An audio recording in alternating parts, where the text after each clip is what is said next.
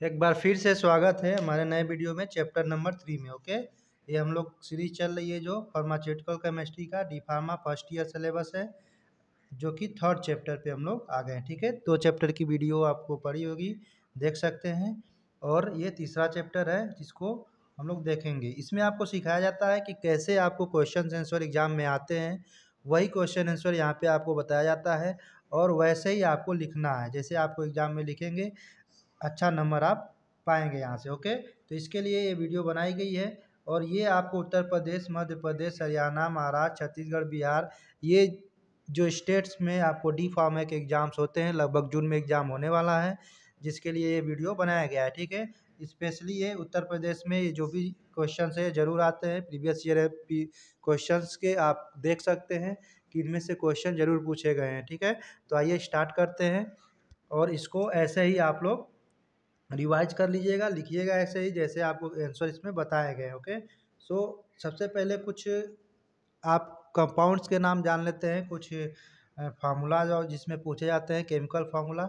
ठीक है, तो आपको लगभग में अप्रॉक्स में 10 क्वेश्चंस केमिस्ट्री में, आपके फार्मास्यूटिकल केमिस्ट्री के एग्जाम में 10 क्वेश्चन के अप्रॉक्स में ये आपसे पूछता है फार्मूला कि मतलब जैसे नाइट्रस ऑक्साइड का केमिकल फार्मूला क्या होगा, कैल्शियम कार्बोनेट का। इसी तरह से लगभग में 10 क्वेश्चंस पूछता है, तो मैं आपको कुछ इंपॉर्टेंट्स उसमें से एग्जांपल लिया हुआ हूँ। इसमें बहुत सारा प्रीवियस ईयर में भी आए हुए हैं और आगे आने का भी मैक्सिमम चांसेस हैं। ठीक है, तो आइए देखते हैं इसको नाइट्रस ऑक्साइड के बारे में। नाइट्रस ऑक्साइड नाइट्रोजन और ऑक्सीजन मिल के बना हुआ है, आप देख सकते हैं। इसका फार्मूला क्या है, N2O। यहाँ पे लिखने में थोड़ा सा तरीका में चेंज होता है, जैसा कि इसमें लिखा गया है ना, तो जो नंबरिंग होती है उनको छोटा सा नीचे में लिखते हैं। इस चीज़ का ध्यान रखेंगे खाली, क्योंकि कॉपी में आप लिखेंगे तो N2 इसे इसका जितना बड़ा N बनाएंगे उसके आधा में नंबर को लिखते हैं। ठीक है, तो N2, उसके बाद क्या लिखना है, ओ N2O। ये आपका हो गया chemical formula of nitrous oxide. Nitrous oxide को लॉफिंग गैस भी कहते हैं ना, जिसको सूंघा देने के बाद लोग क्या करते हैं, हंसते हैं।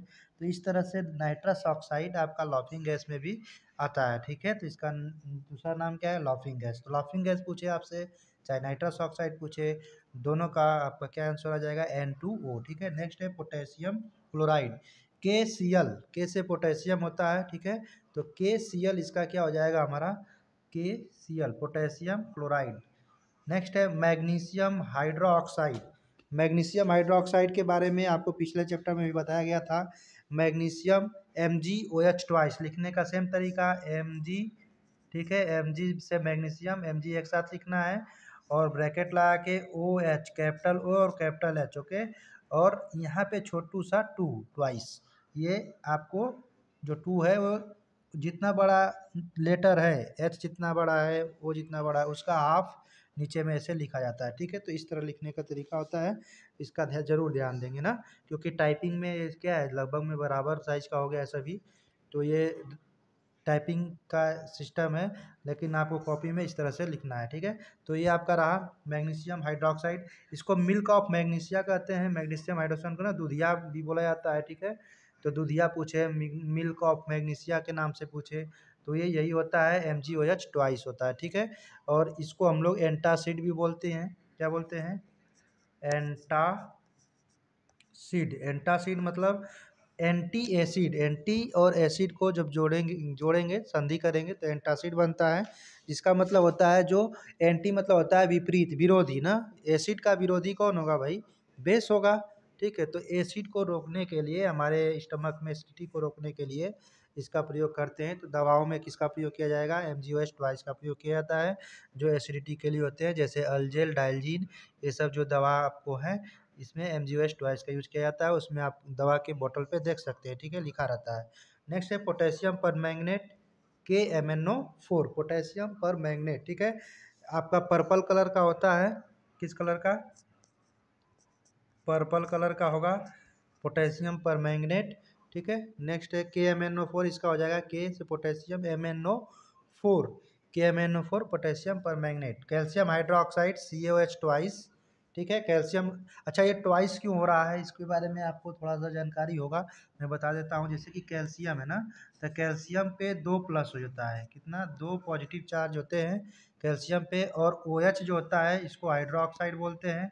इसमें एक माइनस चार्ज होता है, ठीक है। तो ये तो 2 है, ये क्या है 2 है पॉजिटिव है, ये एक माइनस है, तो काम तो नहीं बनेगा, दोनों को बराबर होना पड़ता है। कैटायन और एनायन यानी पॉजिटिव चार्ज और निगेटिव चार्ज दोनों को बराबर होगा। तो इसके लिए हम लोग OH को भी क्या करके रखते हैं, इसका दोगुना करेंगे OH का, तभी तो इसके बराबर आएगा। तो इसलिए OH को 2 लेना है। अब OH को 2 लेना है तो O और H दोनों एक साथ हैं, इसलिए ब्रैकेट में लगा के लिखते हैं, ताकि O भी 2 OH दोनों एक साथ है ना, तो OH का ट्वाइस। वैसे यहाँ पे MgOH ट्वाइस, इसका मतलब Mg पे भी कितने पॉजिटिव होता होगा, 2 ही पॉजिटिव होता है ना। Mg मैग्नीशियम, इसका एटॉमिक नंबर कितना होता है 12, मैग्नीशियम का एटॉमिक नंबर 12 हो जाएगा, ठीक है। तो इस तरह से आपका जो है मैग्नीशियम हाइड्रोक्साइड हो या कैल्शियम हाइड्रोक्साइड हो, COH ट्वाइस कैल्शियम हाइड्रोक्साइड का हमारा फार्मूला हो जाएगा। ये आपके एग्जाम में एकदम पूछा ही जाता है, ठीक है। 10 क्वेश्चन रहते हैं, 5 मार्क्स का क्वेश्चन रहता है, ठीक है। 10 क्वेश्चन रहेंगे, यानी एक का कितना रहेगा, हाफ मार्क्स का रहेगा, ठीक है। तो इसलिए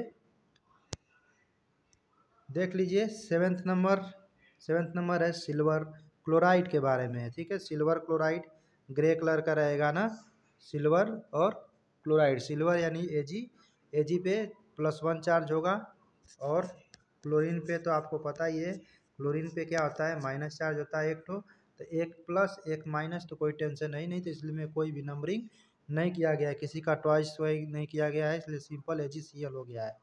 FeSO4 फेरस सल्फेट का ये होता है, ठीक है। फेरस सल्फेट ग्रीन कलर का होता है फेरस सल्फेट, इसके कलर के बारे में अगर बात करेंगे तो, ठीक है, क्योंकि ये भी इंपॉर्टेंट होता है, कहीं कहीं पूछ देता है ना। ग्रीन कलर का क्या होता है फेरस सल्फेट। अगर फेरस सल्फेट के क्रिस्टल फॉर्म की बात करेंगे, किसके क्रिस्टल फॉर्म के ना, जो पाउडर में आता है, छोटे छोटे क्रिस्टल में आते हैं, उनकी अगर बात करेंगे तो FeSO4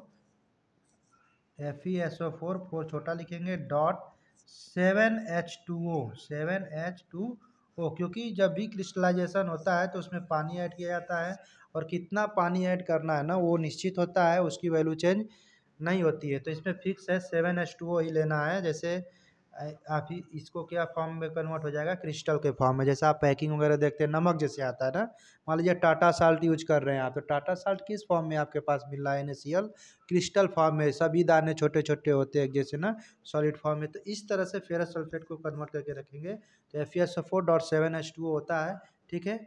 ग्रीन कलर का होता है, क्या होता है ग्रीन कलर का होता है। जस्ट उसके नीचे एक और चीज़ लिखा हुआ है, कॉपर सल्फेट के बारे में लिखा हुआ है, ठीक है।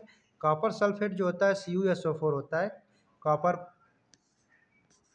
कॉपर पे भी 2 पॉजिटिव होगा, ठीक है। SO4 पे 2 माइनस होता है चार्ज, तो इसलिए कोई मल्टीप्लाई नहीं हुई है, CuSO4 डायरेक्ट हो गया है।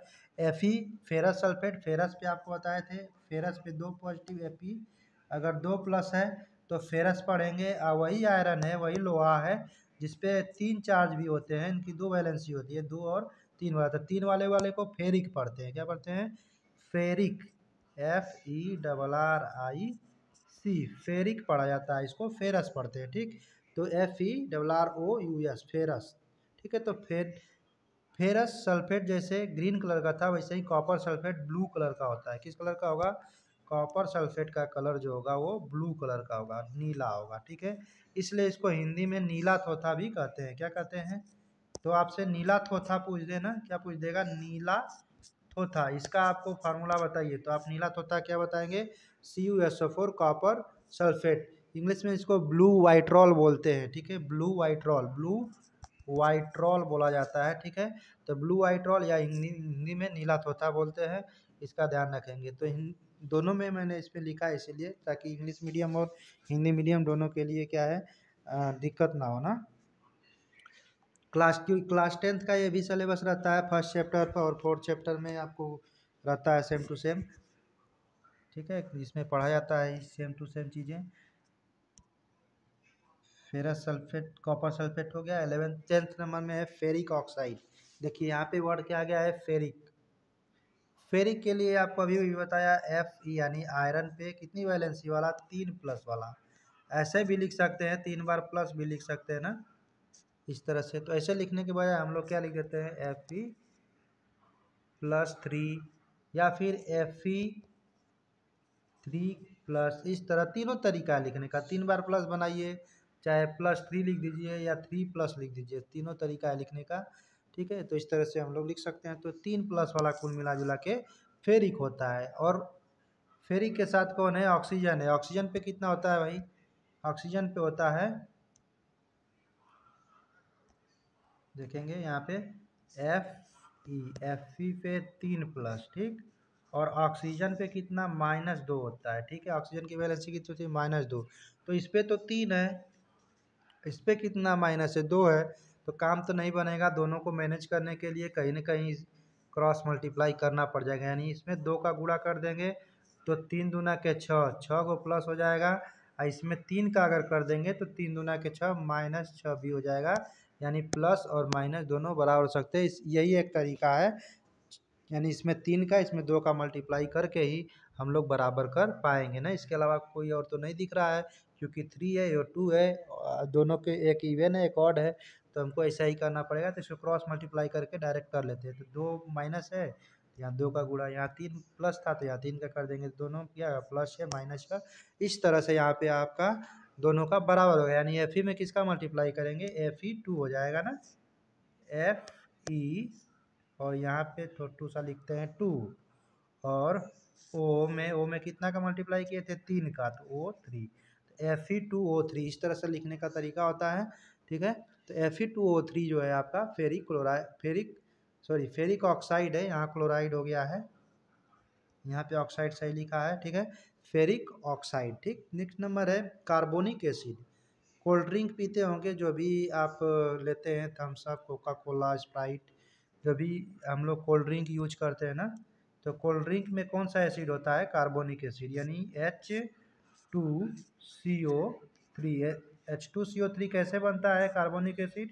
जब कार्बन डाइऑक्साइड को पानी में डाला जाता है ना, क्या करते हैं? कार्बन डाइऑक्साइड गैस को पानी में डाल के घोल दिया जाता है दोनों को आपस में, तो वो बनता है H2CO3। आप जोड़ सकते हैं H2 का, यहाँ H2 और CO2 यहाँ से है, एक वो यहाँ का है, ठीक है। तो CO3, तो ये बनता है कार्बोनिक एसिड। क्या बनता है हमारा? Carbonic acid. तो इस तरह से कार्बोनिक एसिड हमारा किसमें? कोल्ड ड्रिंक्स में यूज होते हैं। किसमें? कोल्ड ड्रिंक में आपका यूज होता है, चाहे वो आपका थम्स अप हो, स्प्राइट हो, या कोई भी कोल्ड ड्रिंक हम लोग यूज करते हैं, उसमें कार्बोनिक एसिड पाया जाता है, ठीक है। H2CO3 इसका आपका हो जाएगा ना। H2CO3 को क्या पढ़ेंगे? हाइड्रोजन कार्बोनेट पढ़ते हैं। क्या पढ़ते हैं? Carbonic acid.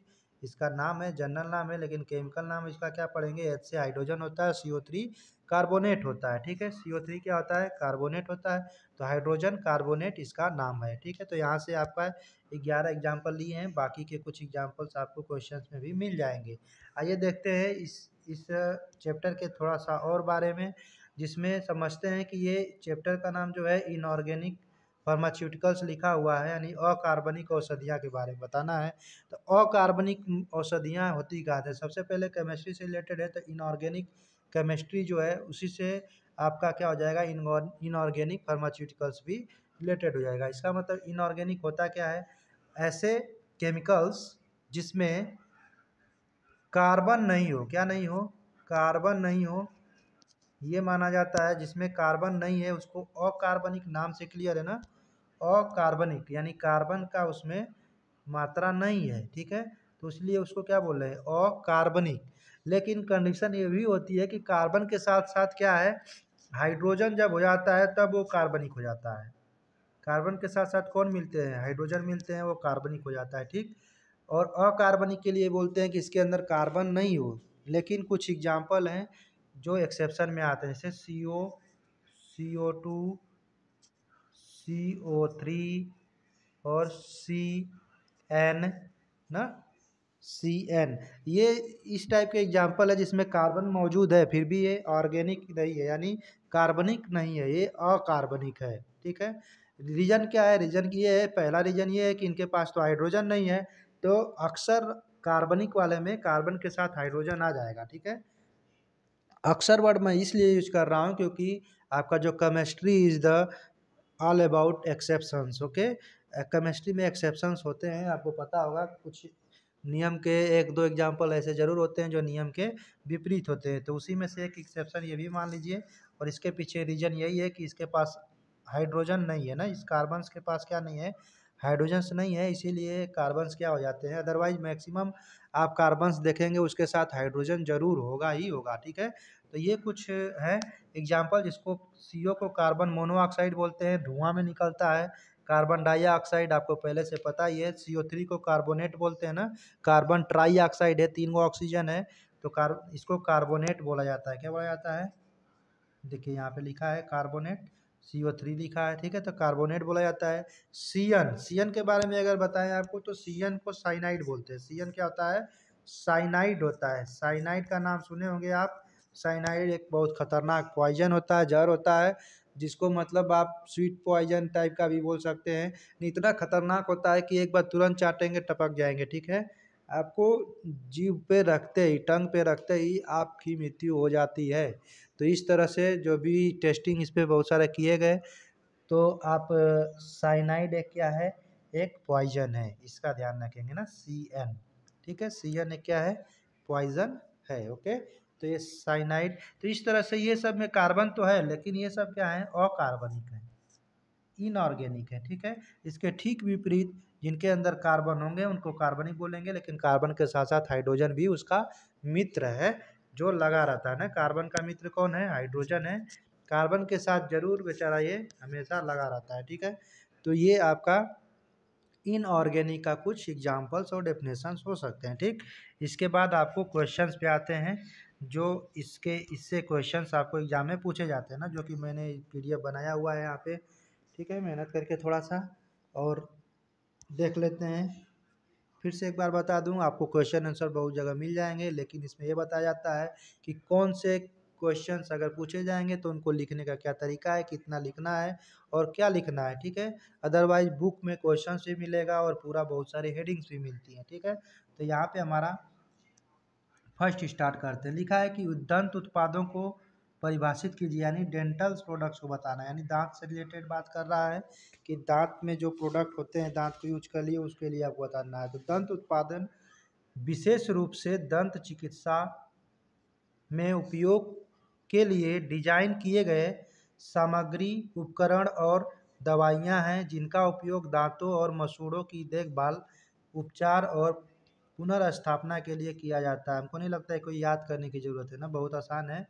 दंत पुनर्स्थापना सामग्री जो है उनको दांतों की क्षति या नुकसान को ठीक करने के लिए उपयोग किया जाता है, जैसे कि कैविटी को भरने या दांतों को फिर से बनाने के लिए। आप दांत अगर किसी के क्या हो जाते हैं, कैविटी वगैरह हो जाते हैं, तो उसमें कैविटी को भरा जाता है, दांतों की सफाई करना, मसूड़ों की देखभाल करना, ये सब आपका दंत उत्पाद से रिलेटेड है ना। तो इस तरह से आप, ये बहुत आसान क्वेश्चन हो गया, एक बार रीडिंग करके आप आराम से इसको लिख सकते हैं, ओके। तो ये आपको क्वेश्चन पूछा गया है।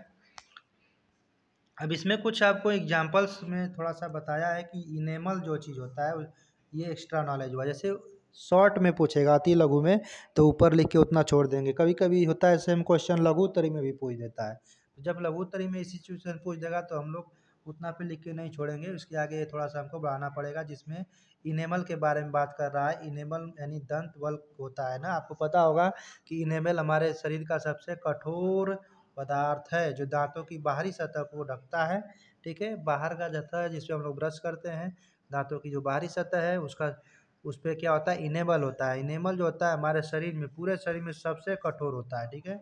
उसके बाद एक और चीज़ है, डेंटिन के बारे में बताया है। डेंटिन क्या है हमारा, डेंटिन इनेमल के नीचे की परत होती है, ठीक है।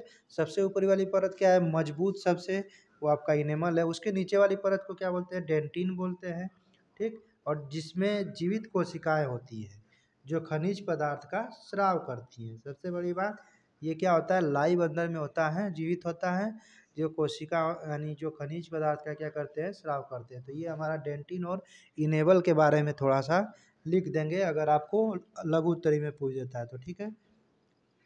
या फिर डेंटिन इनेमल के बारे में अलग से भी आपसे कोई क्वेश्चन पूछ सकते हैं, तो ध्यान रखेंगे। दंत मंजन क्या है सबको पता है, और इसकी भंडारण की स्थिति को लिखिए, ठीक है। तो दंत मंजन के बारे में देखते हैं, तो टूथपेस्ट या टूथब्रश दांतों को साफ करने और मौखिक स्वच्छता बनाए रखने के लिए प्रयोग किए जाते हैं। अच्छे से बंद वाले डिब्बों में सुरक्षित रखा जाता है, बहुत आसान है इसको, ठीक है। अब दांत वाली बीमारी में एक और चीज़ होती है, दंत फ्लोरोसिस क्या है। What is the dental fluorosis, ठीक है। ये आपको बीमारी है, वेरी इंपॉर्टेंट है, इस पर टिक लगा लीजिएगा। पहला दूसरा तो आप ऐसे कर लेंगे, ये तीसरा वाला बहुत ज़्यादा इंपॉर्टेंट है ना, 4-5 बार पूछा गया है, ठीक है। हरियाणा वाले में, यूपी वाले में भी 3 बार पूछा गया है ये, ठीक है। यूपी वाले में भी पूछा गया है और हरियाणा वाला में पूछा गया है और 2 बार महाराष्ट्र वाला में भी पूछा गया है, ठीक है। तो इस तरह से ये आपका वेरी इंपॉर्टेंट क्वेश्चन इस चैप्टर का माना जाएगा। आपको देखना है क्या है कि दंत फ्लोरोसिस एक ऐसी स्थिति है जो फ्लोराइड के अत्यधिक संपर्क के कारण होती है। किसके कारण? फ्लोराइड। फ्लोराइड अब क्या हो जाएगा, फ्लोरीन का नाम सुने होंगे, एफ से फ्लोरीन होता है, ठीक है। फ्लोरीन जिसका परमाणु क्रमांक 9 होता है, एटॉमिक नंबर कितना होता है, 9 होता है, ठीक है। और इस पे चार्ज कितने होते हैं, -1 होता है। कितना चार्ज होता है, -1। क्लोरीन फैमिली का ये भी होता है, जैसे क्लोरीन होता है ना, क्लोरीन -1 उस पे भी होता है। क्लोरीन का एटॉमिक 17 होता है, एटॉमिक नंबर 17, और फ्लोरीन का कितना होता है, 9 होता है। तो इसी परिवार का फ्लोरीन भी होता है। आपको पता है कि जैसे क्लोरीन पे माइनस लग जाने से क्लोराइड हो जा रहा था, वैसे फ्लोरीन पे माइनस लग जाने से क्या हो गया है, फ्लोराइड हो गया है, ठीक।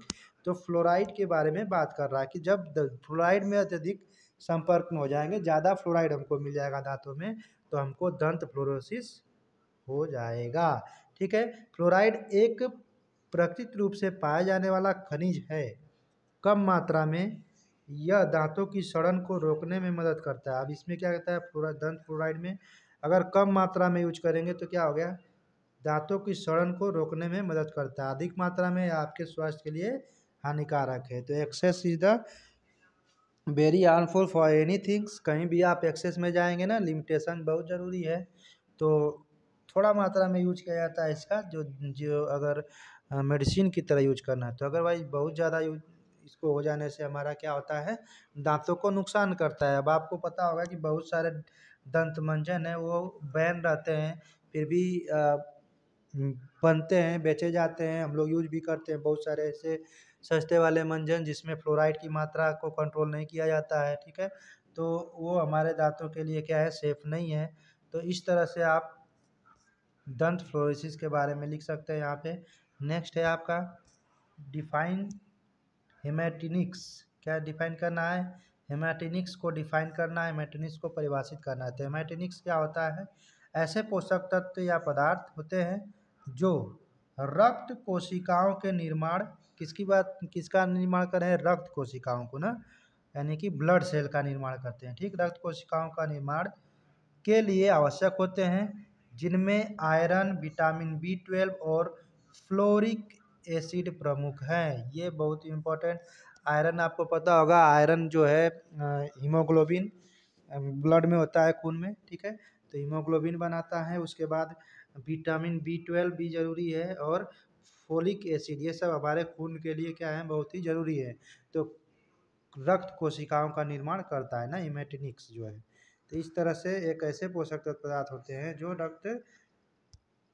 रक्त कोशिकाओं को डेवलप करते हैं, ठीक है, या उनको बनाने के लिए ज़रूरी होते हैं। 5वां नंबर आपका क्वेश्चन हो जाएगा डिफाइन एंटासिड। अभी ऊपर में बताए थे प्रति अम्ल, इसको हिंदी में बोलते हैं, जैसे मैग्नीशियम हाइड्रोक्साइड था, MgOH क्या था, एंटासिड था, ठीक है। तो एंटासिड प्रति अम्ल, तो प्रति अम्ल वो दवाएं हैं जो पेट की अम्लता को कम करती हैं। आपको पता होगा हमारे पेट के अंदर कौन सा है, HCl हाइड्रोक्लोरिक एसिड पाया जाता है, ठीक है। और जो भी हम लोग खाते भी हैं तो उसमें भी एसिडिटी हो सकता है।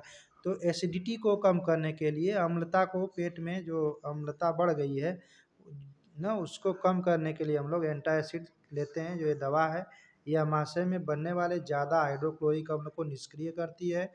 प्रति अम्ल की है पेट की जलन, अपच, खट्टी डकार और पेट में जलन को दूर करती है ना, यानी कि ये सब एंटासिड का काम है। जलन वगैरह हो रहा है, कच्ची डकार हो रहा है, ज़्यादा मात्रा में HCl सिगरेट्स हो रहा है, उसको निष्क्रिय करने के लिए HCl के प्रभाव को हम लोग एंटासिड लेते हैं, ठीक है। अम्ल के अत्यधिक उत्पादन को रोकते हैं तथा पीएच को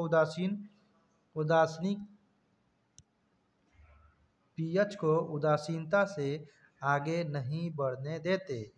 पीएच को उदासीनता से मतलब, उदासीन पीएच आपको बताए थे 7 होता है, 7 से नीचे वालों को 6, 5 ऐसे एसिड हो जाते हैं यानी अम्ल हो जाते हैं, और 7 से ऊपर वाले क्या हो जाते हैं, 14 तक होता है ना, बेस यानी क्षार हो जाते हैं। क्या हो जाते हैं, क्षार यानी बेस हो जाते हैं। ठीक है, तो इसी चीज़ के बारे में कह रहा है कि पीएच को क्या बना के रखने की कोशिश करता है, उदासीन बना के रखने की कोशिश करता है। धात्विक हाइड्रोक्साइड जैसे मैग्नीशियम हाइड्रोक्साइड, ठीक है, और मैग्नीशियम कार्बोनेट, इस टाइप की चीज़ें एंटासिड के लिए यूज किया जाता है। ठीक है, MgOH ट्वाइस, या फिर मैग्नीशियम कार्बोनेट MgCO3, इसका प्रयोग किया जाता है। ठीक है, आइए अब लघु उत्तरीय प्रश्न के बारे में देखते हैं। लघु उत्तरीय में हो जाएगा पहला number, explain anti microbial agent with the mechanism of action, मतलब रोगाणु जो रोधी कारकों को क्रिया के तंत्र समझाइए। क्या बताना है आपको, anti microbial agent with mechanism of action. Okay, तो एंटी माइक्रोबायल एजेंट यानी रोगाणु रोधी कारक क्या हैं, इनके बारे में देखना है। तो रोगाणु रोधी कारक antibiotics, anti viral, anti fungal, anti parasitics, ये सभी के सभी क्या है, रोगाणुरोधी कारक है ना। सूक्ष्म जीवों को मारने तथा या उनकी वृद्धि को रोकने के लिए काम करते हैं। इसका काम क्या है, सूक्ष्म जीव जो है, जो हमारे लिए नुकसानदायक है ना, उनको मारने के लिए, या फिर वो ज़्यादा मात्रा में अगर वृद्धि कर रहे हैं तो उनको रोकने के लिए। ठीक है, इस टाइप का मेडिसिन के लिए क्या बनाएंगे आप, anti microbial agent, anti microbial आप मेडिसिन बनाएंगे। ठीक है, तो इसको रोकने के लिए इसका यूज किया जाता है, और उनके उनके क्रिया के तंत्र विभिन्न होते हैं। इसमें पूछा है ना कि क्रिया के तंत्र को समझाइए, तो किस प्रकार के क्रिया के तंत्र हैं, तो इसलिए क्रिया के तंत्र में देखेंगे तो जिनमें कोशिका भित्ति संश्लेषण को रोकना पहला काम, क्या काम कर रहा है, जो सेल वाल बन रहा है, कोशिका भित्ति बन रहा है, उसके संश्लेषण को, संश्लेषण मतलब होता है बनना, संश्लेषण मतलब बनना, फॉर्मेशन होना ना, तो बनने को रोकता है। कोशिका भित्ति के संश्लेषण को रोका मतलब कोशिका भित्ति अगर नहीं बनेगा तो बैक्टीरिया ऑलरेडी मर जाएगा ना, उसका जब लेयर ही नहीं बनेगा उसका, तो इस तरह से उसका काम है। दूसरा क्या है, प्रोटीन संश्लेषण को बाधित करना, प्रोटीन नहीं बनाने देगा बैक्टीरिया में तो भी जिंदा नहीं रहेंगे। ठीक है, डीएनए आरएनए संश्लेषण में हस्तक्षेप करना, अगर कोई वायरस जनरेट होता है, माइक्रोबैक्टीरिया जनरेट होता है, तो उनमें जो डीएनए चेंजेज होते हैं ना, डीएनए वगैरह होते हैं, आरएनए डीएनए होते हैं, यानी डाई न्यूक्लियोटिक एसिड आपका होता है ना, इसका नाम जानते होंगे, RNA, DNA,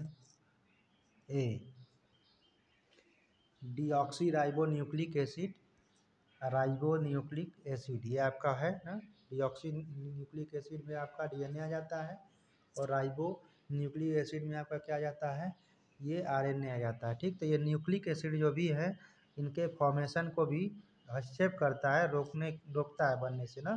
क्योंकि आपको नाम सुना होगा, अभी कोरोना जो आया था, कोरोना में क्या होता है, उसमें वायरस में फटाफट आरएनए डीएनए बनाते हैं सब, इतना ज़्यादा फटाफट बनाते हैं जिससे नया नया आपको जनरेशन कर पाते हैं ना, फटाफट आपको वायरस भी वृद्धि कर पाते हैं। वैसे ही बैक्टीरिया वगैरह होते हैं, उनका आरएनए और डीएनए जो है, सब मोस्टली तो आरएनए ही बनाते हैं। आरएनए क्योंकि बनाना ज़्यादा आसान है, डीएनए डबल हेलिक्स होता है, आरएनए सिंगल हेलिक्स होता है, यानी आरएनए बनने में आधा मेहनत लगती है, और डीऑक्सीराइबोन्यूक्लिक एसिड बनाने में ज़्यादा दोगुना समय लगता है। ठीक है, तो आरएनए वाले और ख़तरनाक हो जाते हैं, यानी फटाफट फॉर्मेशन कर लेते हैं। ठीक है, तो इनको भी रोकने के लिए काम करता है। ठीक है, तो इस तरह से आपका क्या रहा, एंटी माइक्रोबल एजेंट रहा है। ठीक है, नेक्स्ट क्वेश्चन है आपका, इसको पढ़ लेंगे, ठीक है ना, वीडियो को रोक के पढ़ लेना है, राइट कर लेना है, लर्न कर लेना है, simple. Next, explain the term anti caries agent and desensitising agent using example, दंत चरण को रोकने वाले कारकों, डिसेंसिटाइजिंग कारक के उदाहरण के साथ। आप सेंसिटिविटी जानते होंगे, सेंसिटिविटी मतलब होता है महसूस होना। आप जब भी कुछ कभी कभी खाना वगैरह या ठंडा अगर लेते हैं, ठंडा आइसक्रीम खाते हैं, तो दांतों में आपको सेंसेशन होता है, इस तरह के चीज़ों के बारे में बात कर रहा है। सेंसिटाइजिंग कारक के बारे में बात कर रहा है ना, इसको उदाहरण से समझाना है। सबसे पहले बात करें तो दंत क्षरण, जिसे दंत अस्थि क्षय या छिद्र भी कहा जाता है। दंत की अस्थियां क्या यानी दांत की अस्थियां क्या हो जाती हैं, क्षय होने लगता है यानी उसमें छिद्र होने लगता है। एक बीमारी है जिसमें जीवाणु क्रियाएं प्रतिक्रियाएं दांत की सख्त संरचना जिसमें दंत बल्क यानी इनेमल, दंत ऊतक और दंतमूल इस सब को क्षतिग्रस्त कर देती है। कौन? जीवाणुविक। कौन सी क्रिया है? जीवाणुविक क्रिया है, ठीक है। यानी आपका क्या है, बैक्टीरियल है, ठीक है, माइक्रो बैक्टीरियल है।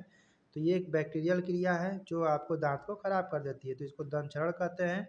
दंत क्षय कैरीज को जो है रोकने या उसके इलाज के लिए इस्तेमाल किए जाने वाले एजेंटों को एंटी कैरीज एजेंट कहते हैं, ठीक है। दंत क्षय को रोकने के लिए या उसके इलाज के लिए इस्तेमाल किए जाने वाले एजेंटों क्या कहलाते हैं? एंटी कैरीज एजेंट कहलाते हैं।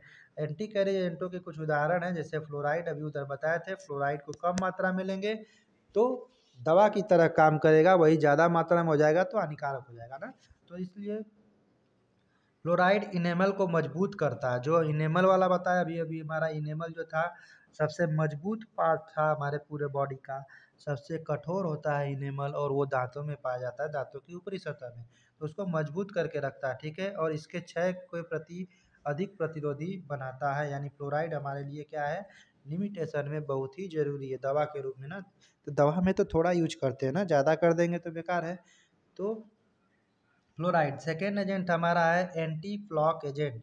एंटी प्लॉक एजेंट का यूज कब करते हैं? जब ज़्यादा दिक्कत हो जाती है ना। ये कैरियोजेनिक बैक्टीरिया की आबादी को कम करते हैं, जैसे कि क्लोर हेक्सिडीन और ट्राइक्लोरेशन, ठीक है।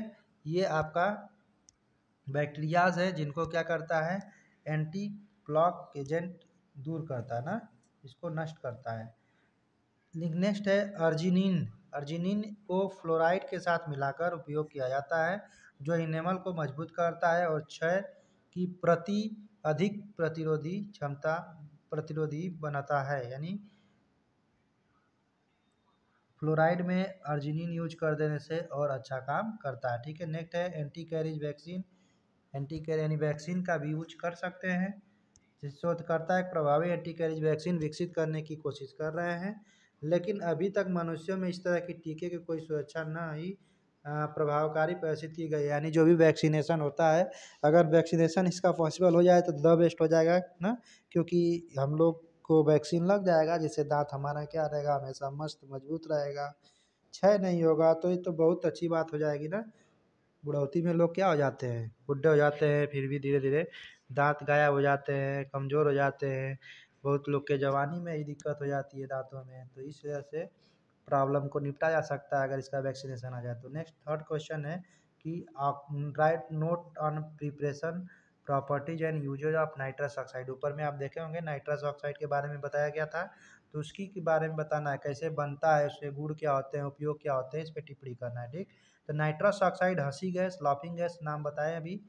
हंसी गैस को बोल एक शामक दवा है, एक शामक दवा है जिसका उपयोग स्वास्थ्य सेवा प्रदाता प्रतिक्रियाओं के दौरान आपको आराम देने के लिए करते हैं, ठीक है। यह एक रंगहीन हल्की मीठी गंध वाली गैस है। यानी इसकी इसकी सुगंध कैसी है, हल्की मीठी है, ठीक है, यानी स्वीट स्वीट टाइप की महकती है, जिससे आपके नाक के छेद के सांस के साथ अंदर लेते हैं। जैसे ही उसको हम लोग क्या कहते हैं, सूंघते अंदर लेते हैं। अन्य बेहोश करने वाली दवाओं के विपरीत नाइट्रस ऑक्साइड लेने के तुरंत बाद आप गाड़ी चला सकते हैं। यानी बता रहा है कि नाइट्रस ऑक्साइड लिए तो उसके बाद गाड़ी चला सकते हैं, क्योंकि इसका नाम हंसी गैस है ना, तो आपको हंसाएगी, कोई कुछ भी बोलेगा तो आप हंसेंगे, बस यही दिक्कत होगा। इसमें कोई एनेस्थीसिया नाम की चीज़ें नहीं है ना जिससे दिक्कत होगा। तो इस तरह से हंसी वाली गैस है। नाइट्रस ऑक्साइड को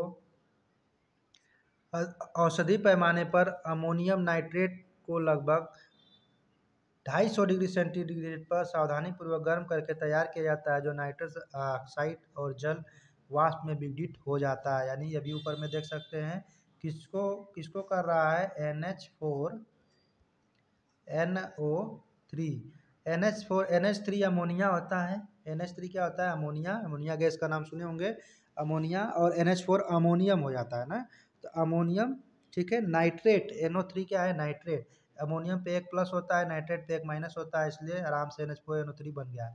इसको कितने डिग्री पे, ये जो 250 लिखा गया है ना, इस तरह से एरो के ऊपर लिखा जाएगा, यानी 250 ऐसे 250 डिग्री सेल्सियस ये लिखने का तरीका है।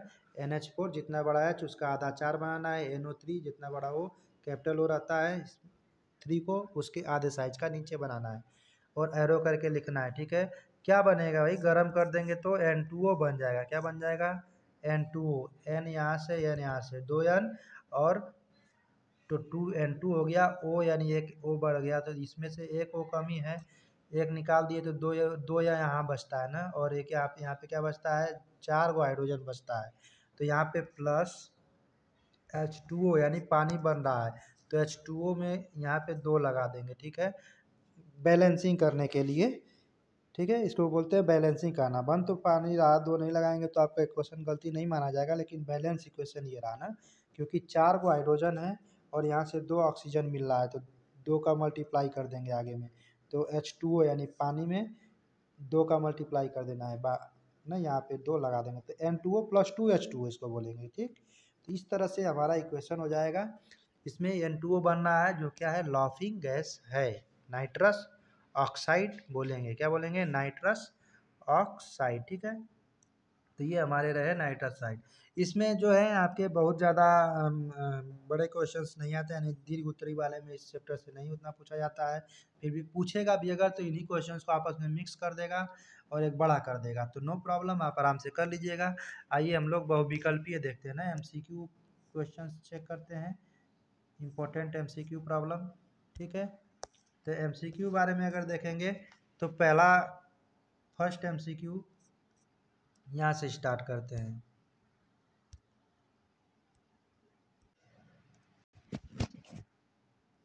फेरस सल्फेट को, ठीक है, के रूप में भी जाना जाता है। अभी अभी आपको बताए थे फेरस सल्फेट किस कलर का हो रहा था भाई, फेरस सल्फेट को किस रूप में भी जाना जाता है, तो ग्रीन वाइट्रल, ऑप्शन नंबर ए क्या हो जाएगा सही, ग्रीन वाइट्रल्स के नाम से जाना जाएगा। और ब्लू वाइट्रल्स कौन सा था भाई, ब्लू वाइट्रल्स था कॉपर सल्फेट। ठीक है, तो फेरस सल्फेट को ग्रीन वाइट्रल के नाम से जाना जाता है ना। बहुत सारे किताबों में इसका आंसर गलत दिया हुआ है। ठीक है, तो इसको आप लोग गलती नहीं करेंगे ना, यहाँ पे क्या है, ग्रीन वाइट्रल है। नेक्स्ट है सेकेंड वाला में। ठीक है, तो भोजन मौजूद होने पर पेट का pH कितना तक हो सकता है, यानी अगर भोजन पेट में है, ठीक है, तो उसका pH कितना तक, तो अभी अभी आपको बताया कि pH होना कितना तक चाहिए, यानी उदासीन होना चाहिए। कैसा होना चाहिए, उदासीन, तो 7 तक बना के रखना है कुल मिला जुला के। 7 से कम होने लगेगा तो एसिडिटी होने लगेगी ना, तो इस तरह से तो pH कितना तक, पेट के लिए pH 7 बना के रखना है, सिंपल। 7.4 तक भी चला जाता है, लेकिन बना के 7 रखना है, तो इसका ऑप्शन क्या हो जाएगा 7। लिखा है प्रति अम्ल, किसके बारे में बात कर रहा है, एंटासिड के बारे में। प्रति अम्ल जैसे MgOH ट्वाइस होता था, द्वारा कार्य करता है, क्या काम करता है भाई, तो आपको पता होगा कि पेट में HCl की मात्रा में कमी करता है, सही बात है। जठरीय HCl सामग्री को निष्क्रिय करता है, ये भी सही बात है। HKAT पैच पंप के माध्यम से है। ठीक है, तो ये सब आपके क्या हो जाएंगे, इस तरह से इसका जो है पेट में HCl की मात्रा में कमी कंट्रोल तो करता ही है, HCl सामग्री को निष्क्रिय करता है, जठरीय HCl सामग्री को निष्क्रिय करता है, ये भी लिखा है। HKAT पेस पंप के माध्यम से, ये थर्ड वाला तो गलत है, तो इस तरह से डी भी नहीं होगा। और दूसरा और पहला एक ही टाइप का कह रहा है, जिसमें दूसरा वाला में क्या है, ज़्यादा करेक्ट है, क्योंकि ये HCl सामग्री को निष्क्रिय करता है, कम करता है। अगर कम उसको बनने से ही कम कर देगा तो दिक्कत है ना। HCl तो फॉर्मेशन होता है ये पेट में, उसके प्रभाव को अगर अगर प्रभाव ज़्यादा दिक्कत कर रहे हैं तो उसको कम करता है प्रति अम्ल। अदरवाइज HCl हमारे स्टमक के लिए ज़रूरी है, बैक्टीरिया को किल करते हैं और मेटाबॉलिज्म को इंक्रीज करते हैं ना, तो HCl का काम ज़रूरी है पेट में होना। ठीक, तो इस तरह से तीसरा का ऑप्शन नंबर बी माना जाएगा, ज़्यादा करेक्ट है। ठीक, मोस्ट अप्रोप्रिएट होता है ना, इसमें से कौन सबसे ज़्यादा सही है, उस चीज़ का आंसर हम लोग करते हैं। तो चौथा नंबर है प्रति अम्ल के बारे में लिखित में से कौन सा कथन सत्य नहीं है, कौन सा कथन इसमें सत्य नहीं है, ये बोल रहा है। तो कह रहा है वे गैस्ट्रिक अम्ल कथन को निष्क्रिय करके कार्य करते हैं। बहुत बढ़िया, सही बात है। वे सभी प्रणालीगत क्षारमयता का कारण बनते हैं। कुछ डाउट लग रहा है इसमें, आगे देखते हैं। वे जठर अम्ल के उत्पादन को कम नहीं करते हैं, ये भी गड़बड़ है। जठर इस रस की मात्रा पर उनका कोई प्रभाव नहीं पड़ता है, पड़ता है भाई साहब। तो वे सभी सभी वर्ड यूज किया है ना, ऑल टोटल। तो ये एक दिक्कत वाला वर्ड किया है, बाकी में तो इफेक्ट करता ही है थोड़ा थोड़ा सब में, लेकिन ये लिखा है सभी प्रणालीगत क्षारमयता का कारण बनते हैं, ये गलत है। यानी कह रहा है कि सबको एकदम बेस बेस खाली कर देगा, यानी छार छार कर देगा, ऐसा नहीं होगा ना। तो इस तरह से इसमें से सत्य नहीं है कौन सा वाला, तो सबसे ज़्यादा गलत यही लग रहा है, बी वाला।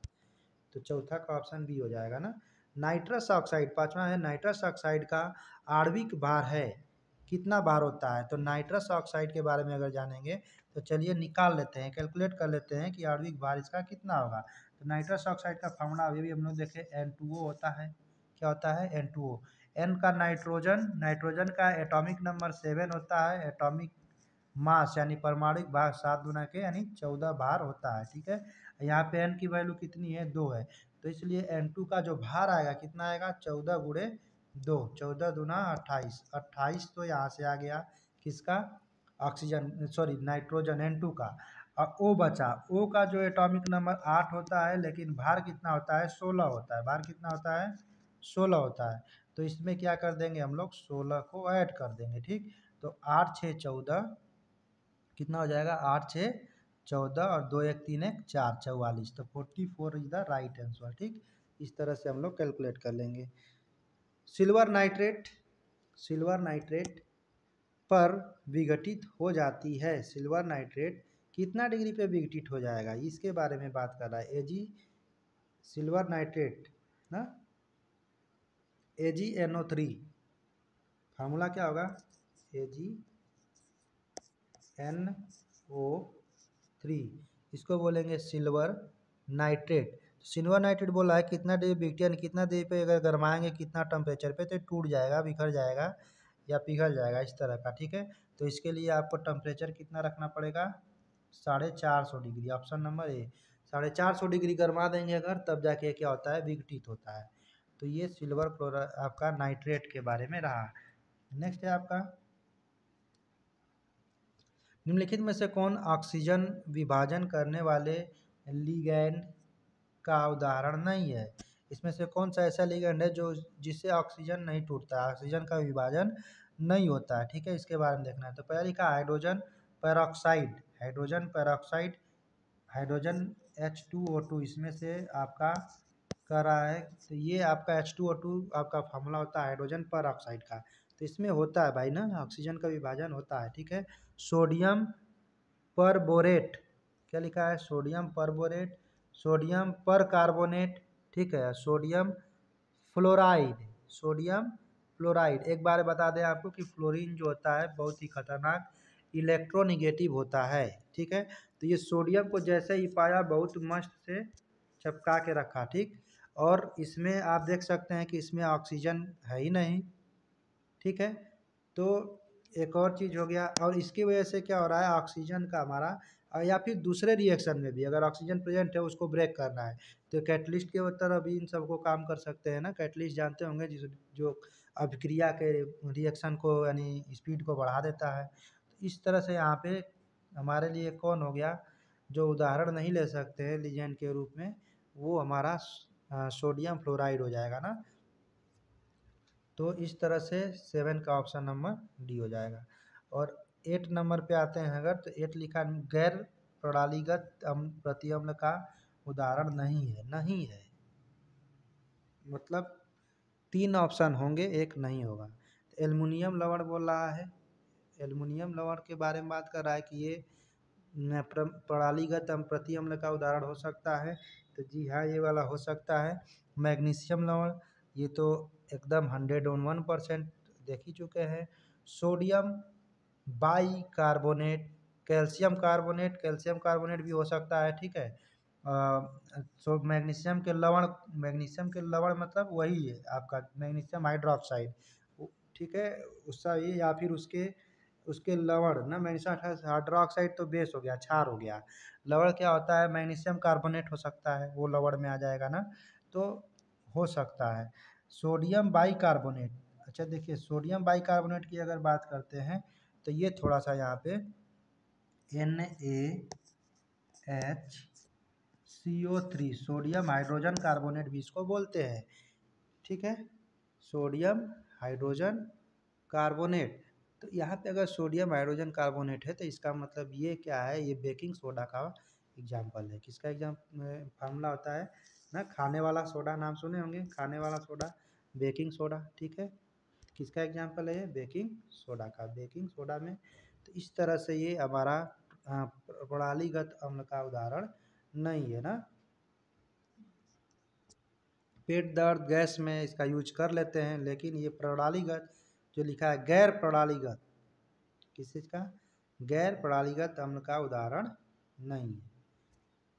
इसमें ऑप्शन में सी वाला ही माना जाएगा, गैर प्रणालीगत प्रति अम्ल, गैर प्रणालीगत यानी जो प्रणालीगत नहीं है, तो प्रणालीगत नहीं है प्रति अम्ल का उदाहरण में नहीं है, तो ये सही है, यही वाला ऑप्शन माना जाएगा, ये गैर प्रणालीगत नहीं है ना।